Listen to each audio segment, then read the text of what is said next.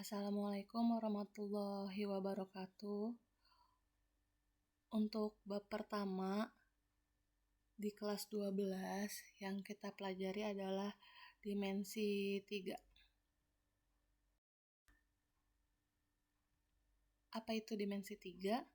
Kalau kalian pernah belajar bangun datar di kelas 9, 10, ataupun kelas 11, itu kalian akan menemukan dengan persegi panjang, bangun datar persegi, trapesium, ataupun lingkaran. Dan sebenarnya masih banyak yang lainnya. Kalau diperhatikan, di dalam bangun datar itu ada elemen-elemen yaitu panjang dan lebar. Itu yang dikatakan di bangun datar. Kalau dimensi 3, apa sih bangun-bangun yang ada dimensi 3?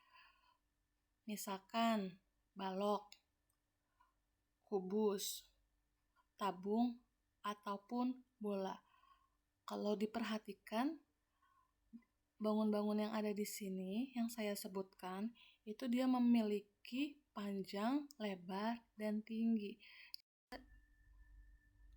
Jadi apa yang bisa kita simpulkan di dimensi 3? Dimensi 3 itu merupakan bangun yang memiliki panjang, lebar, dan tinggi. Dimensi 3 juga terbentuk dari 3 elemen, yaitu titik.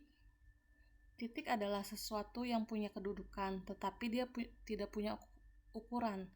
Titik diberi nama dengan huruf kapital seperti A, B, atau C. Maksudnya di sini adalah titik itu nggak punya panjang, nggak punya lebar, jadi dia tuh nggak punya ukuran. Lalu elemen yang kedua adalah garis. Apa itu garis? Kumpulan titik yang anggotanya terdiri lebih dari satu buah titik. Titik-titik tersebut berderet ke kedua arah yang berlawanan sampai jauh tak terhingga. Itu yang dikatakan garis. Lalu, elemen yang ketiga adalah sebuah bidang. Apa itu bidang? Himpunan garis-garis yang anggotanya terdiri dari lebih dari satu buah garis. Bidang mempunyai ukuran panjang dan lebar. Ayo kita lebih pahami lagi tentang dimensi 3. Apa itu dimensi 3? Kita lihat lagi. Titik terletak pada garis. Itu adalah sebuah kedudukan titik terhadap garis. Titik terletak pada garis. Titik berada pada garis karena garis itu melalui titik. Jadi, dikatakan titik terletak pada garis adalah titik tersebut tepat berada di sebuah garis. Lalu yang kedua, titik berada di luar garis. Apa yang dimaksud titik berada di luar garis?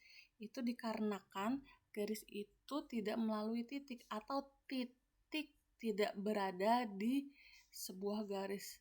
Kalau diperhatikan dari gambar, itu adalah titik Q. Kenapa dikatakan titik Q? Karena titik Q itu berada di luar garis A, B, ataupun AP. Titik terhadap bidang. Apa itu titik terhadap bidang? Titiknya berada di dalam bidang, yaitu titik A misalkan.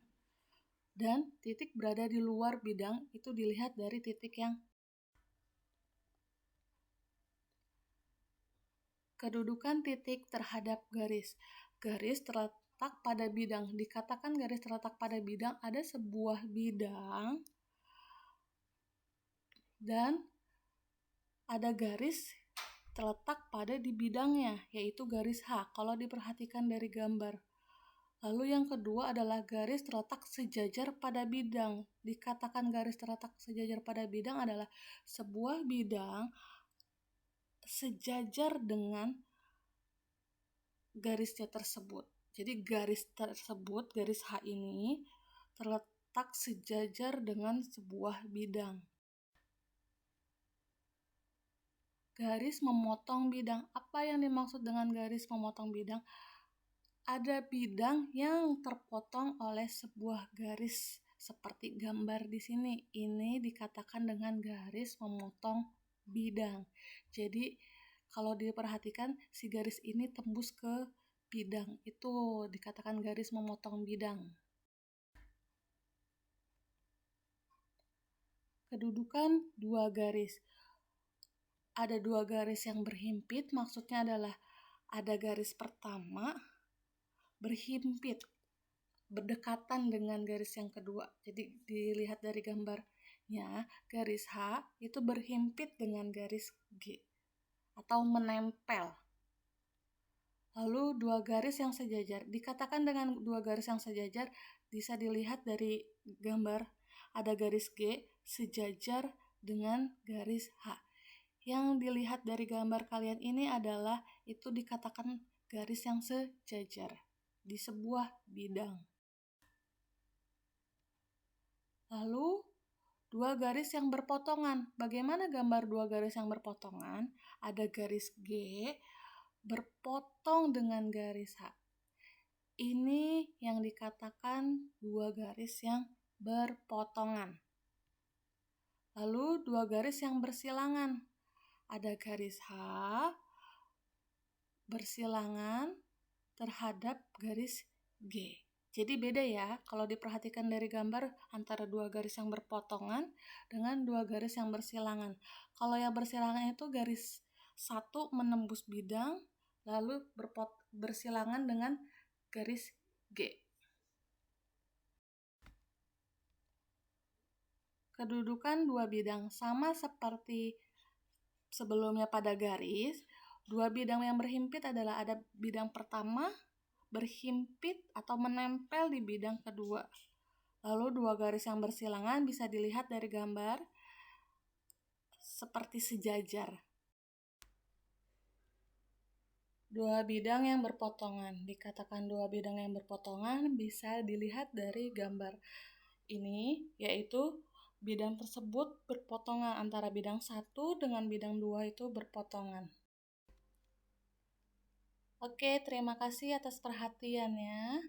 Mudah-mudahan kalian bisa paham dengan apa yang Ibu sampaikan dan mudah-mudahan semoga bermanfaat untuk kalian semua. Assalamualaikum warahmatullahi wabarakatuh.